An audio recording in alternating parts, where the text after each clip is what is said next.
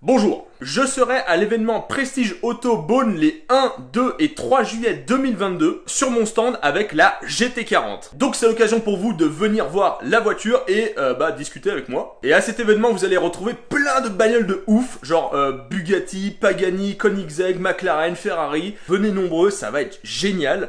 Je vous mets les liens en description de la vidéo, vous avez la billetterie, vous avez tout ce qu'il faut. Allez, c'est parti! Précédemment.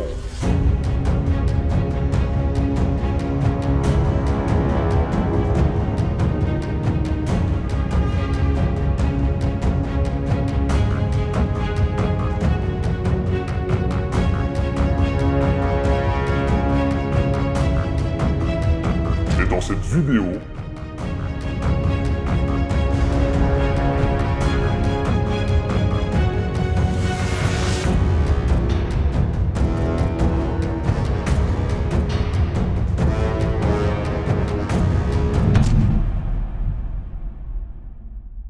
Bonjour à tous et bienvenue dans ce nouvel épisode restauration de la Katoche. Une moto que j'ai acheté une bouchée de pain et que je compte restaurer pour qu'elle ressemble à l'original. Enfin, à l'origine. La moto est entièrement démontée, j'en ai profité pour commander les pièces neuves à remplacer, les plastiques, les fluides, la poignée d'embrayage pétée, les joints, plaquettes de frein, etc. L'idée c'est de refaire la moto comme à l'origine, une KTM 125 de 2003 Cross. J'adore cette moto. J'adore l'eau.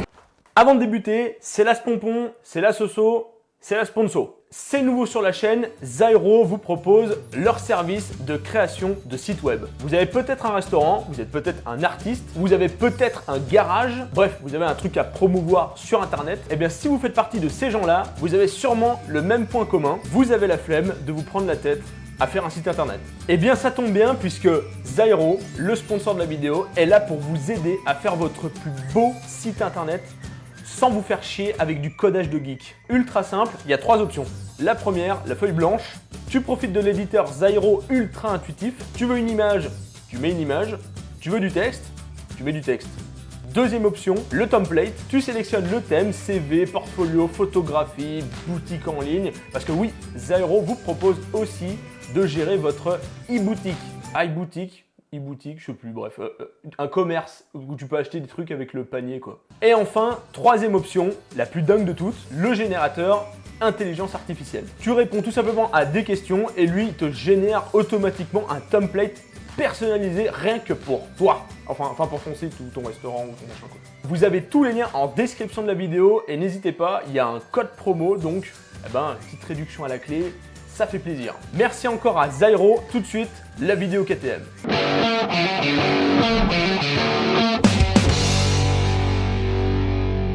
Il est temps de s'occuper du cœur de la moto, le fournisseur d'alimentation carburant /air pour le générateur d'énergie mécanique rotative. J'ai nommé le carbu. Un carburateur, c'est toujours mieux propre. Un moteur qui tourne pas bien, c'est souvent un carburateur dégueulasse.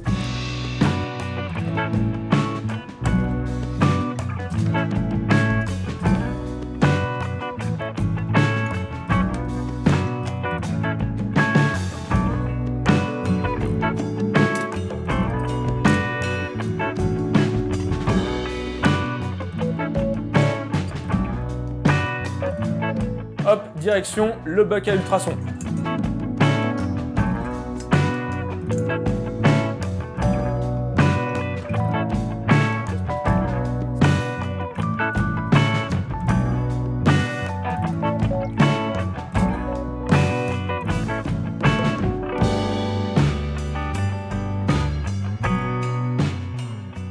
Pour le remontage, on prend toutes les précautions pour rien oublier ni perdre et surtout pour monter correctement. On vérifie que tout bouge ou pas, s'il y a des trucs qu'il ne faut pas que ça bouge, ça dépend des pièces en fait.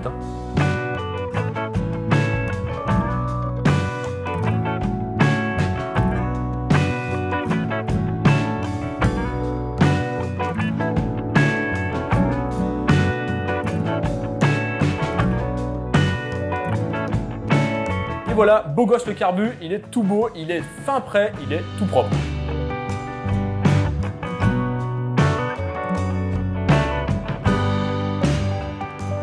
Bon, mais le carburateur, ça suffit pas pour faire avancer une moto, on s'attaque au moulin. Il est tout dégueu lui aussi, sauf qu'il ne rentre pas dans la cuve du bac à ultrasons. Blague à part, ne mettez pas un moteur monté comme ça dans un bac à ultrasons, c'est pas une bonne idée. Pendant que je nettoie le bousin, quelques infos techniques. C'est un moteur 125 cm3 de plus de 40 chevaux, la moto fait 80-90 kg, 40 chevaux c'est énorme, c'est quand même hallucinant. Par contre, ça demande un entretien particulier. On peut pas avoir une fiabilité et une puissance en même temps, c'est pas possible, ça marche pas trop bien ensemble. Et je me rends compte que ce timelapse est terminé, donc je vais de ce pas m'empresser de passer à la suite. Sur ce moteur, j'ai prévu le remplacement du piston avec les joints de culasse. Rien de bien méchant, le bas moteur il a l'air d'être sain, il n'y a pas de fuite, donc j'y touche pas. Je fais bien sûr une vidange, mais je ne touche pas. Je vous ai dit tout à l'heure que ce genre de moteur de compétition demande de l'entretien. C'est simple, le piston c'est du consommable, il faut le changer toutes les 20 heures. Ah, et ça c'est pas un secret dans le monde du deux temps, c'est vraiment comme ça, le piston c'est du consommable. Et ça c'est dû notamment que ça sort 40 chevaux, donc tu peux pas avoir de la fiabilité et un truc léger et qui marche à fond quoi. C'est pas possible. C'est la balance, fiabilité, puissance. Toujours le même, c'est pareil dans l'automobile. Vu que sur mon moteur je n'ai aucun moyen de savoir l'âge de mon piston, je préfère le changer.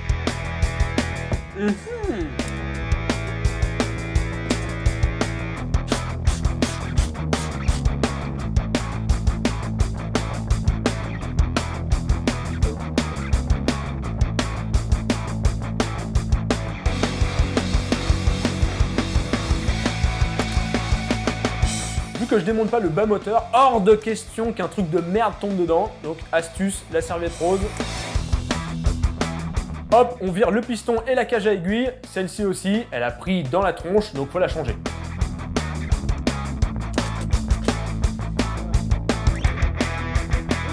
Démontage de la culasse, autant sur une bagnole c'est énorme, mais sur une moto, c'est une rondelle quoi, c'est une coupelle. À deux pauvres joints toriques là, et pour info, les gros trous carrés qu'on a tout autour du cylindre, ça sert à la circulation de la flotte pour refroidir le moteur. Et autant te dire que ça a l'air d'être efficace parce que le piston il est entouré de flotte. Bon, je vais essayer de vous expliquer l'ajustement en mécanique. Les mecs qui ont fait des études là-dedans, vous connaissez. Le piston coulisse dans un cylindre. Forcément, il faut du jeu parce que sinon, ça coulisse pas. Mais ce jeu, il doit être minime parce qu'on cherche à avoir de la compression dans la chambre de combustion. Sinon, toute la pression et l'énergie du moteur, elle se barre dans le bas moteur et c'est ça de moins dans la roue arrière pour te malmener les avant-bras quoi. Le piston, à force de coulisser, il s'use et donc ça augmente le jeu et donc diminue la compression.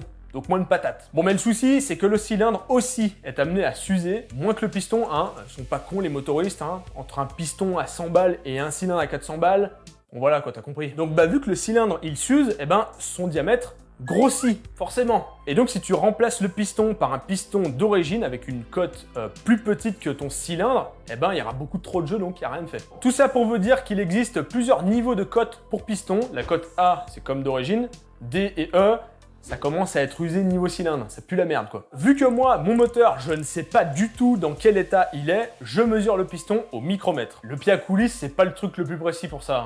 Ici, mon piston fait 53,95 mm. C'est la cote B. On n'est pas neuf, mais on n'est pas tout moisi du cul, tu vois. Enfin bon, ça veut pas dire grand chose, il faut voir la cote du cylindre. Alors autant pour mesurer un diamètre extérieur, c'est assez simple, autant un alésage, c'est galère de ouf. Il existe des outils de métrologie pour ça, ça s'appelle des micromètres intérieurs 3 touches, sauf que ça coûte 400 balles, un seul. Et ça mesure de 10 mm en 10 mm, c'est-à-dire que tu as un qui fait les diamètres 40 à 50, un autre de 50 à 60, 60 à 70, tu vois, donc ça fait quand même un bon paquet. Ça invite pour quelques milliers d'euros un joli coffret de micromètres 3 touches. Un jour j'en ai rien, mais aujourd'hui c'est un peu compliqué quoi. Mais pas de panique, il existe une solution beaucoup moins chère. Un peu plus galère, mais moins chère. Le comparateur sur une jauge intérieure. Un comparateur, ça affiche une variation, ça compare. Ça mesure pas vraiment, ça mesure surtout une différence de mesure entre deux trucs, tu vois. Je la fais vraiment simple là. Là, je cherche le moment où l'aiguille ne bouge pratiquement plus. C'est le diamètre exact. En gros, tu mets le truc en biais et puis tu le redresses et plus la valeur du comparateur va descendre jusqu'à atteindre le minimum qui correspond au diamètre. Et si tu dépasses le point, la valeur va réaugmenter. Parce qu'en fait, le diamètre dans un tube, c'est la distance la plus petite, forcément. Si tu te mets en biais, tu auras une distance plus grande. Et c'est précisément à ce minimum-là qu'il faut mettre le comparateur sur le 0. Donc le cadran, on le met sur 0. Ensuite, on met le bazar sur un micromètre extérieur et on visse jusqu'à atteindre notre 0 sur le cadran. Et avec ça, on n'a plus qu'à mesurer la valeur sur le micromètre et ça correspondra à notre diamètre. Putain, j'ai perdu la moitié là. Enfin bref, mon cylindre, il mesure 54,01 mm et regardez, on est bien aussi. 9 c'est 54,00 et quand il est mort c'est 54,025 mm. On est pile poil au milieu, on est bien. Là maintenant c'est simple à définir la cote du piston. On nous dit qu'il faut un jeu de 6 centièmes de millimètre, donc on fait 54,01 moins 0,06 mm, ça nous fait 53,95 mm. Parfait, code B encore une fois. Et c'est à cet instant précis qu'on peut commander notre kit piston.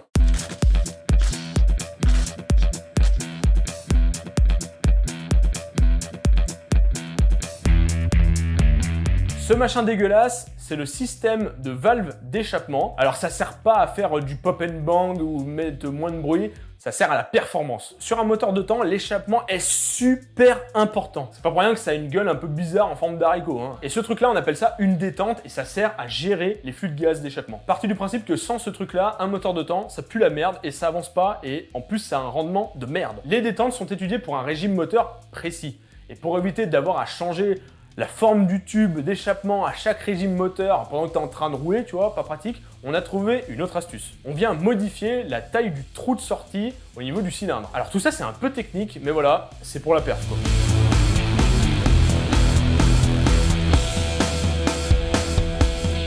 Sur mon moteur, c'est tout un mécanisme d'engrenage. Celle-là, elle est baisée, elle-là. Sauf qu'il était grippé. Pas bon ça pour les perfs.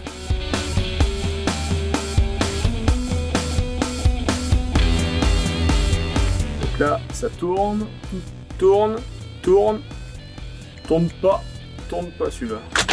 Ah, déjà, il bouge. Ah, y a un. Ah, bah, ça va mieux là. Mais rien de grave, c'est les anciens utilisateurs qui avaient fait de la merde, ils ont vissé trop fort le truc, donc l'axe était complètement bloqué et la valve restait en position fermée, il me semble, donc c'était pourri quoi. Et là, ça marche beaucoup mieux, on voit le truc qui s'ouvre. Allez, hop, tout dans le bac à ultrasons. Je mets tout le haut moteur, hein, sauf le piston. Lui, il est neuf, hein, il est tout propre.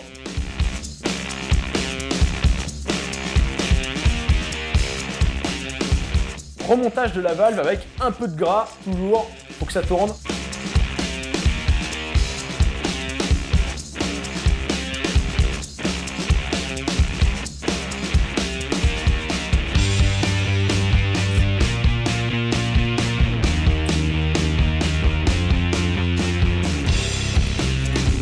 Un petit check du jeu de segment à la coupe, comme une bagnole. Ici, KTM préconise 4 dixièmes de millimètre maximum. On vérifie, et puis si c'est bon, bah c'est bon.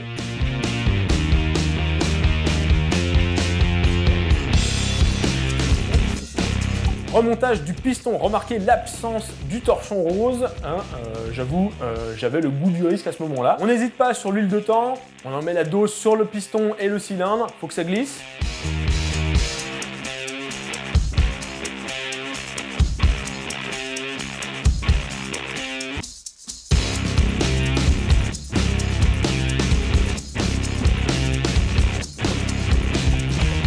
On ajoute un peu de graisse cuivrée pour le démontage et éviter que ça rouille. J'ai pris des écrous neufs parce que j'en avais éclaté un pendant le démontage.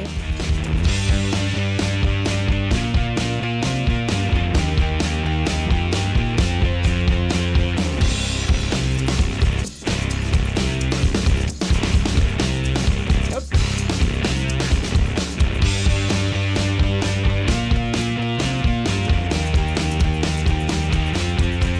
Changement de la pipe d'admission.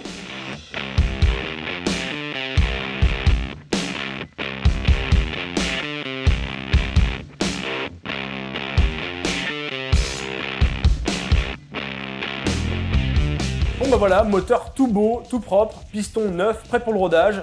J'ai acheté un petit compteur d'heures, le fil s'enroule autour du câble électrique de la bougie d'allumage et dès que le moteur démarre, eh ben, il capte les impulsions de l'allumage et il compte les heures. Le capteur est ensuite posé sur le cadre, tu sais exactement au dixième d'heure le temps de fonctionnement du moteur, c'est super pratique. Et au moins tu sais où tu en es sur ton usure piston. En parlant de cadre et de châssis, eh bien c'est l'heure de son timelapse nettoyage Que dire dessus? C'est du tubulaire acier classique. Je le ponce pour le passer en peinture et je sais pas pourquoi, mais j'ai pas filmé du tout l'étape barbouille.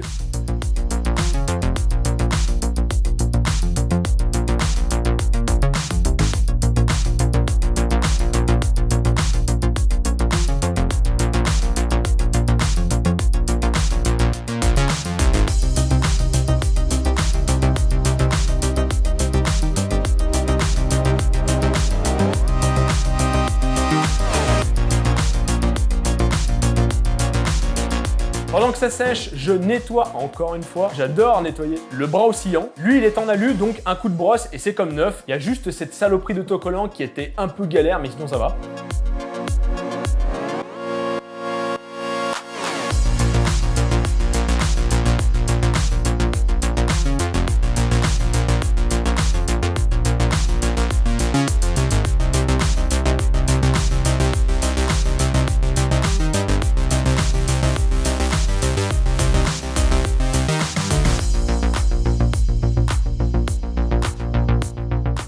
Bon bah écoutez, c'était encore un épisode plein de cambouis, hein. J'espère que ça vous plaît. C'est pas parce que l'hypercar tourne à l'électron qu'on va plus toucher à du bon vieux moteur à combustion interne, plein de gracs dégueux sur cette chaîne YouTube. D'ailleurs même sur l'hypercar il y aura du cambouis, hein, ne rêvez pas. Prochain et dernier épisode sur la catoche, remontage Foxé propre, sans oublier bien sûr le démarrage du piston tout neuf, moteur tout refait. Voilà, donc pensez à vous abonner pour pas manquer ça et pour pas manquer la suite des aventures hypercar. Likez la vidéo et partagez-la si elle vous a plu. Quant à moi, je vous dis à la prochaine.